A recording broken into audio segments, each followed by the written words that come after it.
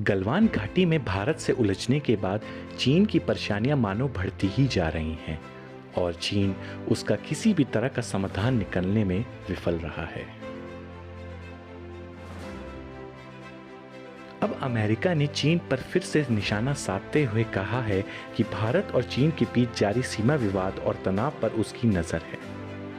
इसके साथ ही उसने चीन पर फिर आरोप लगाया है कि वह अपने पड़ोसियों को धमकाने की कोशिश कर रहा है।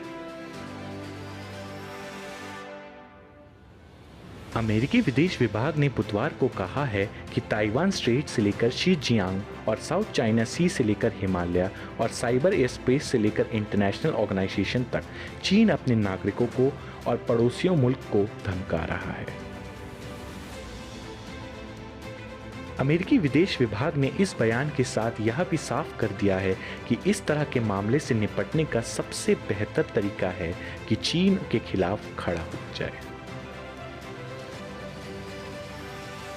न्यूज एजेंसी ANI से बातचीत में अमेरिकी विदेश विभाग के प्रवक्ता ने भारत और चीन के बीच जारी सीमा विवाद और तनाव पर चर्चा की। उन्होंने कहा, हम हालात पर करीबी से नजर रख रहे हैं और उम्मीद करते हैं कि यह मामला शांति से निपट जाए।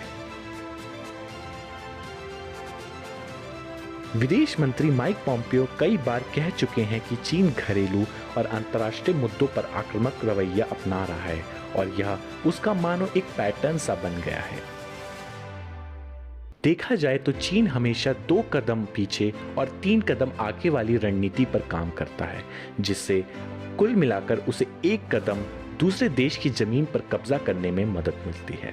वैसे अमेरिका चीन के प्रति हमेशा से ही आक्रामक रवैया अपना रहा है और अब अमेरिका के विदेश विभाग के प्रवक्ता के मुताबिक चीन एक साथ कई जगह पर दबाव और दमन की रणनीति इस्तेमाल कर रहा है। उन्होंने कहा, ताइवान स्ट्रेट से शीनजियांग, दक्षिण चीन सागर से हिमालय और साइबर स्पेस से लेकर इंटरनेशनल ऑर्गेनाइजेशन तक हम चीन की कम्युनिस्ट पार्टी की हरकतें देख रहे हैं। वो अपने लोगों और पड़ोसियों को धमका रहे हैं।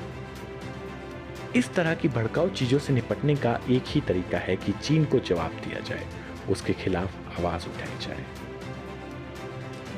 इन सब बातों से साफ है कि चीन की मुश्किलें बढ़ती ही जा रही हैं और भारत से उलझकर मानो चीन ने अपने लिए सबसे बड़ी कब्र खोद दी है।